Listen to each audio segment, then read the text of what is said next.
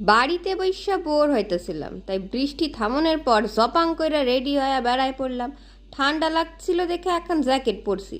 অটোর অপেক্ষা করতে করতে ট্রেনে কইরাই চইলা গেলাম চাকদায়। ট্রেন রে টাটা বাই বাই কইরা একদম সেনা রাস্তা দিয়ে হাঁটতে হাঁটতে রাস্তায় যাইতেছি।